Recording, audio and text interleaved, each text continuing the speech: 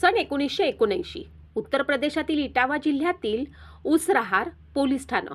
अंगावर फाटके जुने कपडे, चेहऱ्यावरती साधेपणा आणि पायात साधी चप्पल घातलेला एक शेतकरी पोलीस ठाण्यात येतो. तो पोलिसांना सांगतो, मी मेरठहून बैल खरेदी करण्यासाठी आलो होतो. रस्त्यात माझ्या खिशातून पैसे चोरीला गेले. त्याची तक्रार नोंदवण्यासाठी आलो आहे. पोलीस त्याच्याकडे पाहतात. त्याच्या साध्या वेशावरनं त्याला अगदी सामान्य माणूस समजतात. तक्रार लिहिण्याऐवजी त्याला वेगवेगळे प्रश्न विचारले जातात. शेवटी तक्रार नोंदवण्यासाठी 100 रुपयाची मागणी केली जाते. बराच वेळ घासाघीस झाल्यानंतर 25-30 रुपयावरती व्यवहार ठरतो. मुन्शी कागदावरती तक्रार लिहायला सुरुवात करतो आणि शेवटी सहज म्हणतो, सही करणार की अंगठा लावणार. तो शेतकरी आपल्या खिशातून एक छोटीशी मोहर आणि शाई काढतो. कागदावरती मोहर उमटवतो. मुन्शीची नजर त्या मोहरवर पडते आणि त्याच्या चेहऱ्याचा रंगच उडतो. कारण त्याला त्या मोहरेवरती लिहिलेले असते, प्रधानमंत्री भारत सरकार. काही क्षणापूर्वी ज्याला पोलिसांनी एक सामान्य शेतकरी समजले होते, तो प्रत्यक्षात भारताचा पंतप्रधान होता, चौधरी चरण सिंग. पण चौधरी चरण सिंग यांची खरी परीक्षा पंतप्रधान झाल्यानंतर नव्हे, तर पंतप्रधान होण्याच्या आधी सुरू झाली होती. कारण दिल्लीच्या सत्तेच्या गल्लीबोळात पोहोचणारा हा माणूस दिल्लीच्या राजकारणातून तयार झालेला नव्हता. तो तयार झाला होता उत्तर प्रदेशच्या शेतात, मातीमध्ये कर्जाच्या ओझ्याखाली दबलेल्या शेतकऱ्यांच्या घरामध्ये. आणि म्हणूनच त्यांच्या राजकारणाचा केंद्रबिंदू कायम एकच राहिला, जमीन आणि तिच्यावरती घाम गाळणारा माणूस.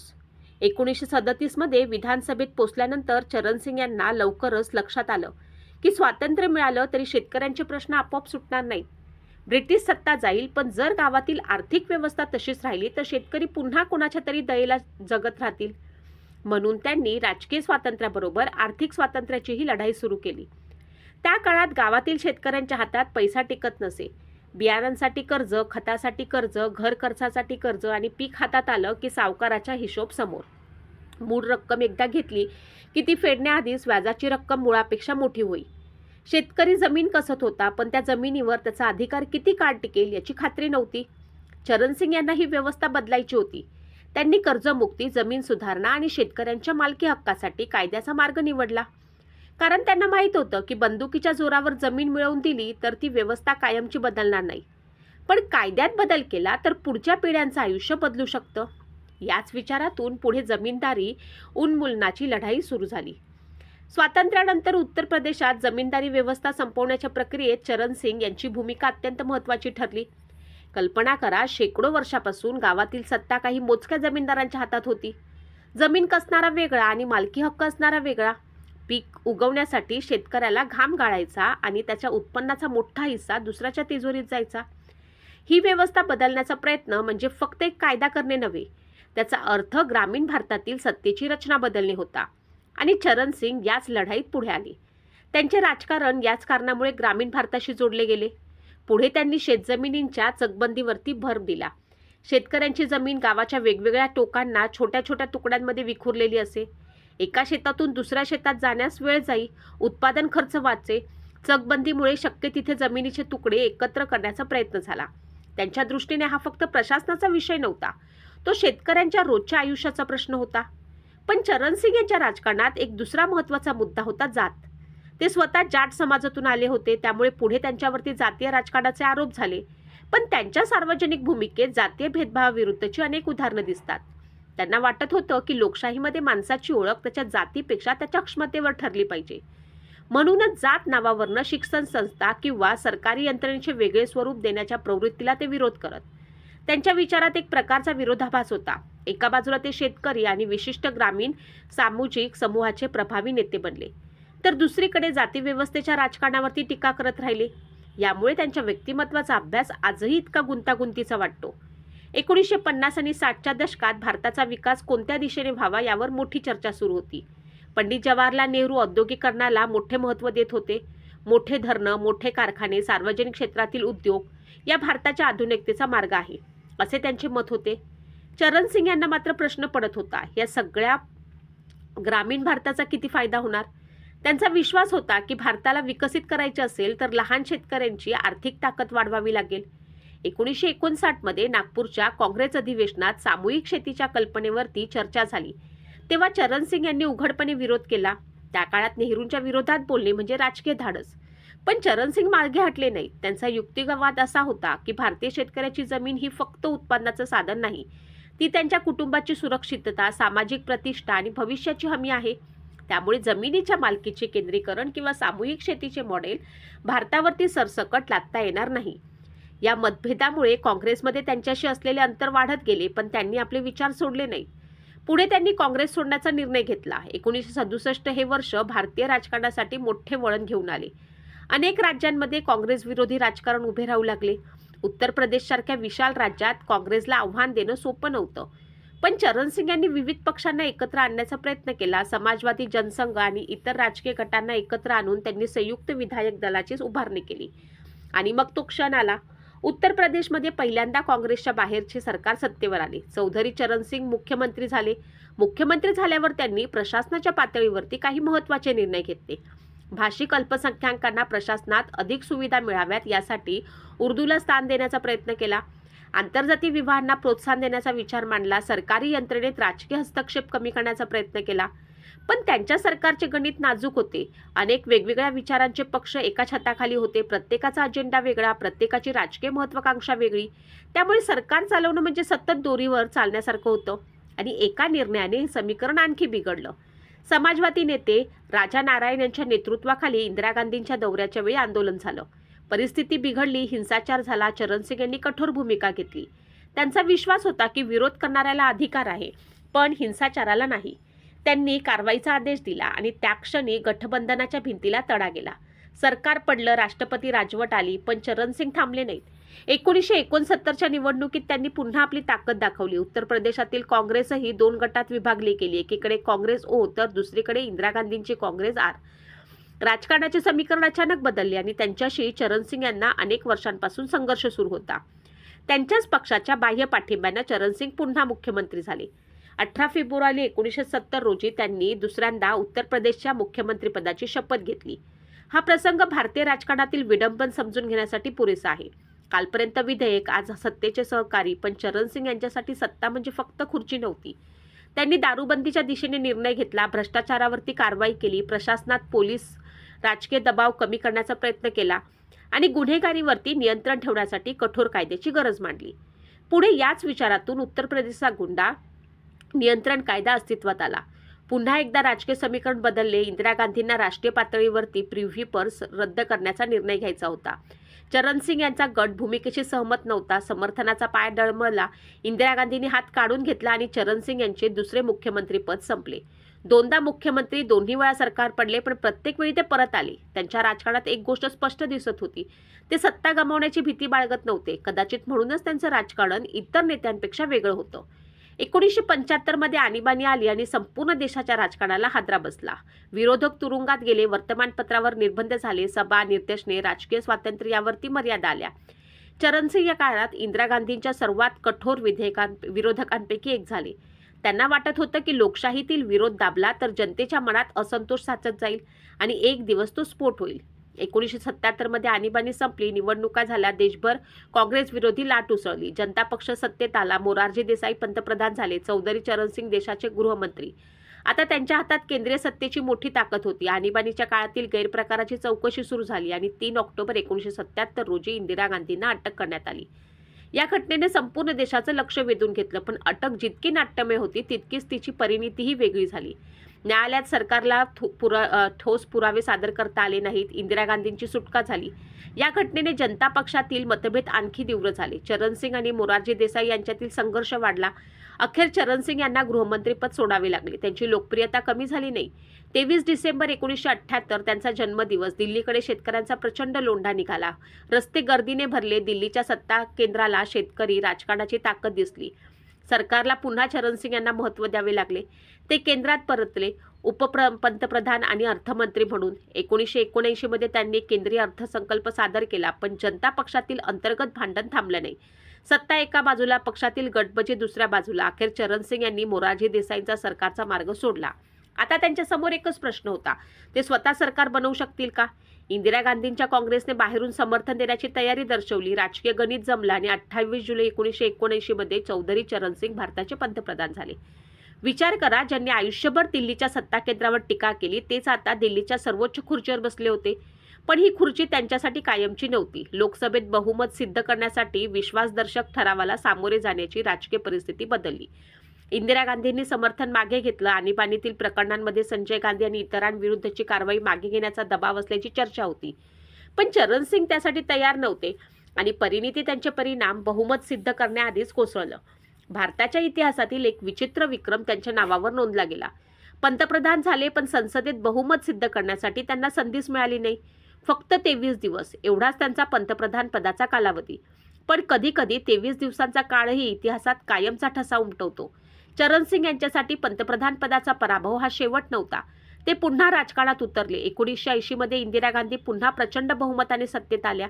जनता पक्षाचा प्रयोग कोसळला, पण चरण सिंग यांनी आपला राजकीय प्रभाव कायम ठेवला. त्यांच्या राजकारणात ग्रामीण भारत, शेतकरी, मागास समाजाचे प्रतिनिधित्व हे 3 महत्त्वाचे मुद्दे राहिले. पुढे मंडल आयोगाची स्थापना झाली. भारतीय सामाजिक न्यायव्यवस्था राजकारणाला नवीन दिशा मिळाली. चरण सिंग यांनी स्वतः मंडल आयोग लागू केला असे म्हणणे चुकीचे ठरेल. पण त्यांनी ज्या ग्रामीण आणि सामाजिक प्रतिनिधित्वाच्या राजकारणाला बळ दिलं, त्यातून पुढे निर्माण झालेल्या राजकीय वातावरणाशी त्यांचं नाव जोडलं गेलं. 1980च्या दशकात पंजाबमध्ये परिस्थिती गंभीर होत गेली. खलिस्तानच्या मागणीनं देशासमोर अखंडतेचा मोठे आव्हान उभे राहिले.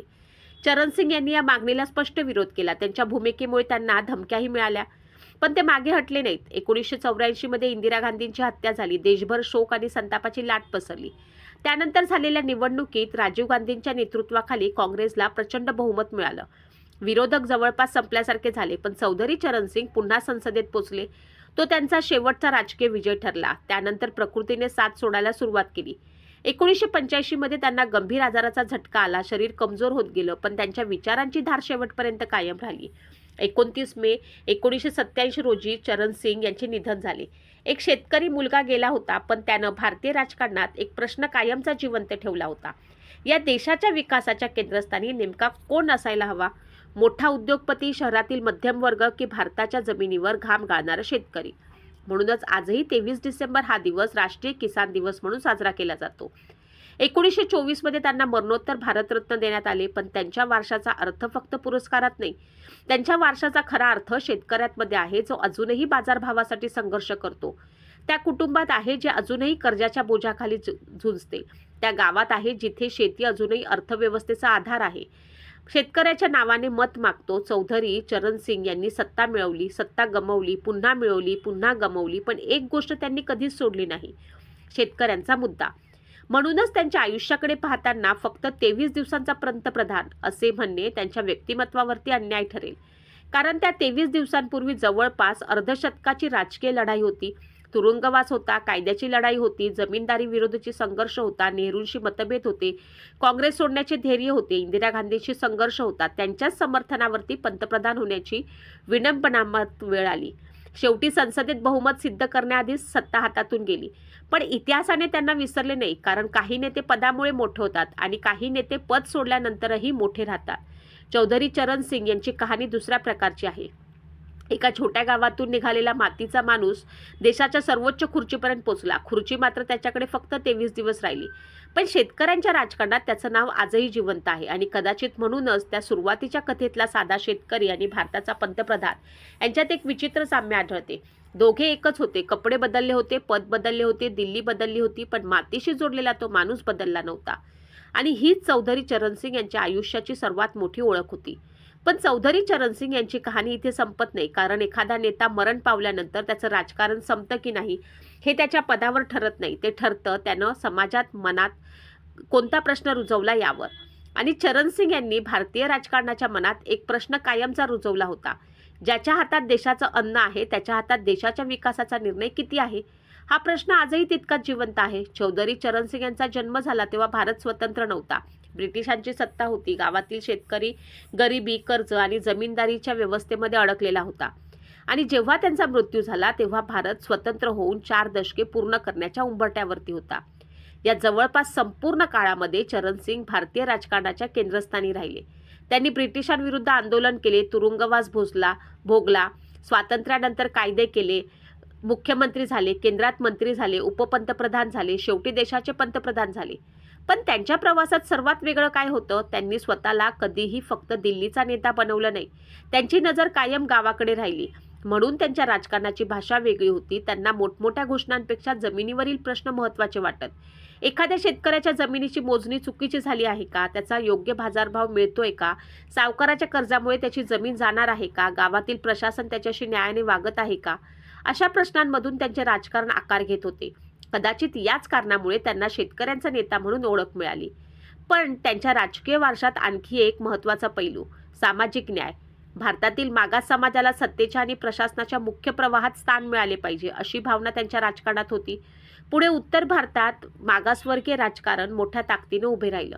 अनेक नेत्यांनी चरणसिंग यांना आपल्या राजकीय परंपरेचा पूर्वसुरी मानले. त्यांच्या राजकारणातून जाट आणि इतर ग्रामीण समुदायांमध्ये राजकीय जागृती निर्माण झाली. यामुळे काही समीक्षकांनी त्यांच्यावरती एक विशिष्ट सामाजिक आधारावरती राजकारण केल्याचा आरोपही केला. हा आरोप पूर्णपणे दुर्लक्षित करता येत नाही, कारण प्रत्येक मोठ्या नेत्याप्रमाणे चरणसिंग यांच्याही राजकारणात काही विरोधाभास होते. ते जातीवादाच्या विरोधात बोलत होते, पण त्यांची सर्वात मोठी मजबूत राजकीय ताकद एका विशिष्ट ग्रामीण सामाजिक समूहात होती. ते इंदिरा गांधींच्या सत्ता केंद्री राजकारणाचे टीकाकार होते, पण एकदा पंतप्रधान होण्यासाठी त्यांनाच इंदिरा गांधींच्या बाह्य समर्थनाची गरज पडली. त्यांनी इंदिरा गांधींच्या अटकेला समर्थन दिलं, पण नंतर त्यांच्याच पक्षावर समर्थनाचे सरकार उभे केले. त्यांनी तत्वांची भाषा केली, पण भारतीय आघाडीच्या राजकारणात तडजोडीही केल्या. आणि म्हणूनच चरणसिंग यांना समजून घेण्यासाठी त्यांना देव्हाऱ्यात बसवणेही चुकीचे आणि पूर्णपणे नाकारणेही चुकीचे. ते जसे होते तसे पाहावे लागतील, गुण, दोष, यश, अपयश, विरोधाभासासह. त्यांच्या राजकीय आयुष्यातील सर्वात मोठा धक्का म्हणजे त्यांचे पंतप्रधानपद. 28 जुलै 1979 मध्ये त्यांनी शपथ घेतली. दिल्लीच्या त्यांच्या समर्थकांचा उत्साह होता. शेतकऱ्यांच्या घरातून आलेला नेता देशाच्या सर्वोच्च पदावर पोहोचला होता. पण राजकीय गणित त्यांच्या विरोधात होते. लोकसभेत स्पष्ट बहुमत नव्हतं. काँग्रेसचा बाह्य समर्थन हा सरकारचा आधार होता. इंदिरा गांधी चरणसिंग यांचे संबंध मात्र विश्वासावर आधारित नव्हते. दोघांमध्ये दशकभराचा संघर्ष होता. आणीबाणी, अटक, जनता पक्षातील संघर्ष, सत्तेची लढाई या सगळ्यांची पार्श्वभूमी होती. त्यामुळे हे समर्थन किती काळ टिकेल याबद्दल सुरुवातीपासून प्रश्नचिन्ह होतं, आणि तेच झालं. विश्वासदर्शक ठरावापूर्वी समर्थन मागे घेण्यात आलं. चरणसिंग यांचे सरकार पडले. ते फक्त 23 दिवस पंतप्रधान राहिले. पण इतिहासातील या 23 दिवसाची गंमत अशी की त्यांनी संसदेत एकदाही बहुमताचा सामना केला नाही. त्यामुळे ते पंतप्रधान झाले, पण पूर्ण अर्थाने सरकार चालवण्याची संधी त्यांना मिळाली नाही. एखाद्या क्रिकेटपटूला संघाचा कर्णधार बनवले, पण सामना सुरू होण्याआधीच पाऊस आला आणि सामना रद्द झाला. तशी ही परिस्थिती होती. फरक एवढाच की सामना देशाच्या राजकारणाचा होता आणि त्याचा परिणाम पुढील अनेक वर्षावरती झाला. चरणसिंग यांच्या पंतप्रधानपदाच्या अपयशानंतरही त्यांनी राजकारण सोडलं नाही. त्यांनी विरोधी पक्षाची भूमिका स्वीकारली. 1980च्या दशकात इंदिरा गांधी पुन्हा सत्तेवर आल्या. जनता पक्षाचा प्रयोग संपला, पण चरणसिंग यांची राजकीय गरज संपली नाही, कारण ग्रामीण भारतात त्यांचा प्रभाव कायम होता. उत्तर प्रदेश, पश्चिम उत्तर प्रदेशातील शेतकरी समाजात त्यांचं नाव प्रचंड आदराने घेतलं जात होतं. त्यांच्या सभांना गर्दी होत होती. त्यांच्या भाषणात मोठमोठ्या शहरांच्या प्रश्नापेक्षा शेतमाल, कर्ज, जमीन, ग्रामीण रोजगार, शेतकऱ्यांचा सन्मान याचा उल्लेख होत असे. ते म्हणत भारताच्या आर्थिक धोरणात शेतीला दुय्यम स्थान देणं धोकादायक आहे. त्यांच्या विचारांमध्ये ग्रामीण अर्थव्यवस्था ही स्वतंत्र शक्ती होती. याच काळात देशात हरित क्रांतीचे परिणाम दिसत होते. पंजाब, हरियाणा, पश्चिम उत्तर प्रदेशातील काही भागांमध्ये शेतीचे उत्पादन मोठ्या प्रमाणावर वाढले. पण चरणसिंग यांना चिंता होती की शेतीतील प्रगतीचा लाभ सर्व शेतकऱ्यांपर्यंत समान रीतीने पोहोचत नाही. मोठ्या शेतकऱ्याकडे सिंचन, यंत्रसामग्री, बाजारपेठेची सुविधा आहे, पण छोटा शेतकरी अजूनही असुरक्षित आहे. त्यामुळे कृषी धोरणाचा केंद्रबिंदू छोटा आणि मध्यम शेतकरी असला पाहिजे, अशी त्यांची भूमिका होती. त्यांचे हे विचार पुढील दशकामध्ये भारतीय कृषी राजकारणातील अनेक चर्चांमध्ये पुन्हा पुन्हा समोर आले. पण काळ बदलत गेला. भारतात शहरांची वाढ होत होती, उद्योग वाढत होते, अर्थव्यवस्था बदलत होती आणि चरणसिंग यांच्या शरीराची ताकद मात्र कमी होत होती. 1985 मध्ये त्यांना गंभीर आजाराचा सामना करावा लागला. एकेकाळी सभांमध्ये तासनतास बोलणारा नेता आता शारीरिक मर्यादांची झुंज देत होता. पण त्यांच्या मनातील राजकारण अजूनही जिवंत होतं. त्यांच्या भेटीसाठी लोक येत होते, शेतकरी येत होते, राजकीय कार्यकर्ते येत होते. त्यांच्या जुन्या सहकाऱ्यांचा तो काळ आठवत होता, जेव्हा चरणसिंग यांनी काँग्रेसला आव्हान दिलं होतं. जेव्हा त्यांनी उत्तर प्रदेशामध्ये पहिल्यांदा गैर काँग्रेस सरकार उभं केलं होतं, तेव्हा त्यांची दिल्लीतील सत्तेला शेतकऱ्यांच्या प्रश्नांसमोर उभे केले होते. आणि मग 29 मे 1987 आला. चौधरी चरणसिंग यांचं निधन झालं. एका युगाचा अंत झाला. पण त्याच दिवशी एक राजकीय वारसा जन्माला आला. त्यांच्या मृत्यूनंतर त्यांच्या विचारांचा प्रभाव विविध पक्षांमध्ये दिसू लागला. त्यांच्या कुटुंबातील आणि राजकीय वारसदारांनी उत्तर भारतातील राजकारणात महत्त्वाची भूमिका बजावली. शेतकरी आणि मागासवर्गीय मतदारांच्या राजकारणाला त्यांनी दिलेला आकार पुढील अनेक दशकात कायम राहिला. उत्तर प्रदेशच्या राजकारणात सत्ता मिळवण्यासाठी ग्रामीण समाजाला दुर्लक्षित करता येणार नाही, हे समीकरण अधिक मजबूत झाले. पुढे अनेक पक्षांनी शेतकरी, ग्रामीण विकास, सामाजिक न्याय, मागासवर्गीय प्रतिनिधित्व यांना आपल्या राजकारणाचा आधार बनवत. हीच त्यांच्या राजकीय वारशाची खरी ताकद होती.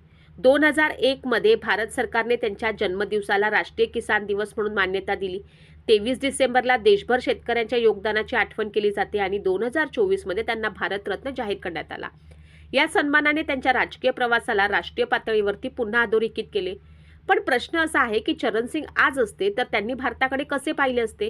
कदाचित ते सर्वप्रथम गावाकडे गेले असते, शेतकऱ्यांच्या शेतात उभे राहिले असते, त्यांच्या हातातील मोबाईल पाहिला असता, त्याला बाजारभाव किती मिळतो हे विचारलं असतं, पिकाचा खर्च किती आहे हे विचारलं असतं, कर्ज किती आहे हे विचारलं असतं आणि मग दिल्लीकडे पाहून म्हणाले असते, देशाची अर्थव्यवस्था समजून घ्यायची असेल तर आधी या माणसाचे गणित समजा. कारण त्याच्या राजकारणाचा गाभा हाच होता. शेतकरी हा केवळ मतदार नाही, तो अर्थव्यवस्थेचा आधार आहे. पण त्यांच्या कथेचा शेवट देताना आपण या सुरुवातीच्या प्रसंगाकडे पुन्हा एकदा वळलं पाहिजे. इटाव्याचे पोलीस ठाणे, अंगावर साधे कपडे घातलेला एक माणूस, पोलिसांना तो सामान्य शेतकरी वाटतो. तक्रार नोंदवताना त्याला सही करायला सांगितले जाते. तो खिशातून मोहर काढतो आणि त्या मोहरेवरती लिहिलेले असते पंतप्रधान, प्रधानमंत्री, भारत सरकार. हा प्रसंग इतिहासातील लोकप्रिय किस्सा असो किंवा त्यात नंतर काही रंग भरले गेले असोत, त्यांची प्रतिमा मात्र विलक्षण आहे. कारण या एका दृश्यात चौधरी चरण सिंग यांच्या संपूर्ण राजकीय व्यक्तिमत्वाचे प्रतीक दिसते. देशाचा पंतप्रधान असूनही शेतकऱ्याच्या कपड्यात राहणारा नेता, सत्तेच्या शिखरावर पोहोचूनही स्वतःची माती विसरून देणारा नेता आणि म्हणूनच कदाचित त्यांची पहिली सर्वात मोठी ओळख पंतप्रधान ही नव्हती. त्यांची खरी ओळख होती शेतकऱ्याचा मुलगा. त्यांच्या राजकीय प्रवासात अनेक पराभव आले, सरकार पडली, मित्र बदलले, शत्रू कधी मित्र झाले, मित्र कधी शत्रू झाले. त्यांनी काँग्रेस सोडली, इंदिरा गांधींशी संघर्ष केला, त्यांच्या समर्थनावरती पंतप्रधान झाले. 23 दिवसात सरकार गमावले, पण या सगळ्यात एक धागा कायम राहिला, ग्रामीण भारताचा आवाज. म्हणूनच चौधरी चरण सिंग यांची कहाणी वेगळी एका पंतप्रधानाची कहाणी नाही, ती भारतीय लोकशाहीतील त्या प्रवाहाची कहाणी आहे ज्यानं दिल्लीच्या सत्तेला सांगितलं की भारत फक्त संसद भवनात राहत नाही, भारत त्या शेतातही राहतो जिथे शेतकरी पहाटे नांगर घेऊन उभा राहतो, भारत त्या गावातही राहतो जिथे आजही पावसाकडे आशेने पाहिलं जातं, भारत त्या कुटुंबातही राहतो जिथे मुलांचे शिक्षण आणि शेतीचा खर्च यामध्ये निर्णय घ्यावा लागतो, आणि भारत त्या बाजारातही राहतो जिथे शेतकरी आपल्या पिकांची किंमत ठरवू शकत नाही. चरण सिंग यांनी या भारताला राजकीय आवाज दिला. म्हणूनच त्यांचं नाव फक्त इतिहासाच्या पानांमध्ये नाही, ते भारतीय राजकारणाच्या भाषेत आजही जिवंत आहे. आणि कदाचित म्हणूनच त्यांच्या आयुष्याचा सर्वात मोठा संदेश त्यांच्या पंतप्रधान पदात नाही तर त्यांच्या प्रवासात आहे.